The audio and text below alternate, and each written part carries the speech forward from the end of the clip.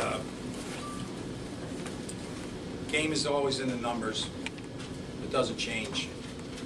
You know, pick any number that you want, 47 shots to 61 shots, 18 turnovers with the veteran group, 15 offensive rebounds allowed.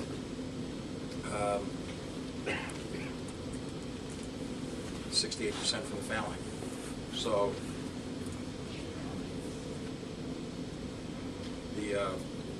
it's just a numbers game. We had just talked to them about the turnovers in our last two games, Creighton and Coppin. We had more turnovers than assists. We have too many skilled players for that to be the case. And not only the turnovers, but some of the decisions, you know, like lobbing when it just wasn't there. And then on me to figure out, we've got to get something off of our bench. Like that's the case. Yakuba had a big game for them against Penn, and he had a nice stretch. Only 16 minutes, but a nice stretch for them. So, end of the semester, that was the final exam for the first semester, and give ourselves a failure for that, and then take the next test, the real test, starting tomorrow.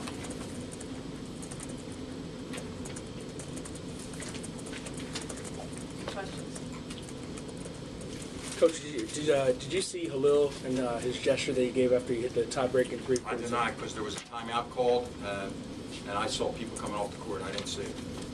Did you talk to him at all about that, or just? I just told the whole team that we acted immaturely at times. You know, like the referee said that C.J. Aiken said something after a foul shot. I've known him since the 9th grade. He doesn't even talk to me as much as what the referee said he said to him. But I have to trust the guy. I'm not saying anything other than. And then the lobs and some other stuff. Are you surprised by that your team kind of... I am, because it's funny that you would say that, because one of the things, somebody asked me the other day, what do you like? And I said, I really like their maturity. Whatever I ask them to do, they'll do. And we're not doing it well.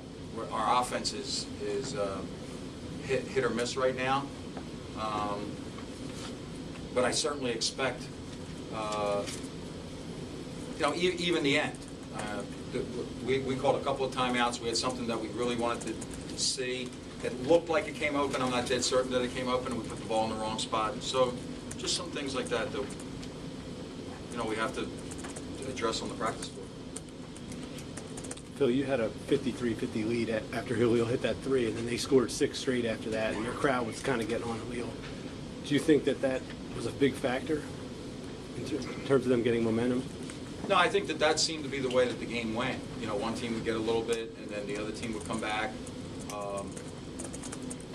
One of the things that we will mention to them is that on the road you play to silence. That's all you want. And it certainly wasn't a raucous atmosphere up until that point. But I'll look at it and see. I don't think it made us play faster or out of character.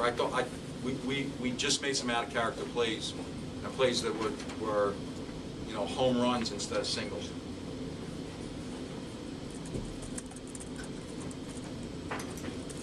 As far as you talked a little bit about the last thing, what did you want out of the first time out, and of course you called the second time out with 10 seconds left?